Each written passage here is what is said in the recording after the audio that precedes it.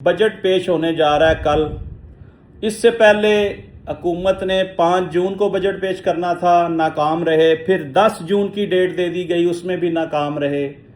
پھر 12 جون کی date decide ہوئی ہے۔ اب دیکھیں، اللہ بہتر جانتا ہے کہ اس میں بھی یہ کامیاب ہوتے ہیں کہ نہیں۔ خوف کے بادل منڈلا رہے ہیں حکومت کے اوپر، کیونکہ ان کے پاس بجٹ پیش کرنے کے لیے عام آدمی کے لیے ریلیف نہیں ہے۔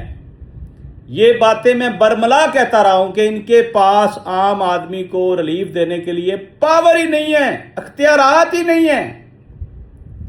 سارے اختیارات آئی ایم ایف کے پاس ہیں۔ ہم آئی ایم ایف کے غلام ابن غلام ہیں۔ ہمارا سارا بجٹ آئی ایم ایف بنا کر بھیجتا ہے۔ انتہائی دکھ اور افسوس سے کہنا پڑتا ہے کہ ہماری حکومت ہر دور میں جب آئی ایم ایف کے مقروض رہے ہیں، ان کی مرضی کا بجٹ پیش کرنا ان کی مجبوری ہے۔ یہ باتیں آپ نوٹ فرما لیں کہ اگر آپ یہ سوچتے ہیں کہ یہ حکومت بجٹ بنا رہی ہے، نہیں، ان کو صرف وہ ساتھ بٹھاتے ہیں اور بجٹ بنا کر ان کو دیتے ہیں کہ پائنا سے سائن کرو۔ آپ کو پتہ ہے آج کل پاکستان میں یہی چل رہا ہے کہ بنا کے آرڈر آتے ہیں اور وہ کہا جاتا ہے یہاں سائن کرو۔ یہ بھی ویسا ہی سسٹم ہے، کیونکہ سسٹم سارا خراب ہے۔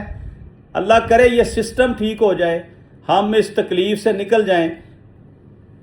ایک بات بڑی غور طلب ہے ناظرین، عوام نے چیخیں ماری کہ جناب پتہ چل رہا ہے کہ چیزوں کے اوپر بے پناہ ٹیکس لگانے جا رہے ہیں، کیونکہ ٹیکس اتنا اکٹھا کرتے ہیں کہ ان سے پھر بھی حکومت نہیں چلتی، ملک نہیں چلتا۔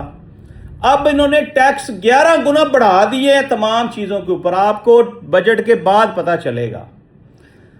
ناظرین، عوام نے چیخیں ماری، دہائیاں دیں، اور اللہ تعالیٰ کے فضل یہ ہوا کہ انہوں نے ان کی سن لی اور آئی ایم ایف کے آگے ہاتھ جوڑے کہ جناب سانو پنڈو نہ کڑاؤ، کوئی مہربانی کرو، کوئی 2-4 گلاں ساڈیاں بھی مان لو۔ پھر انہوں نے ان کی 2-3 باتیں مان لی۔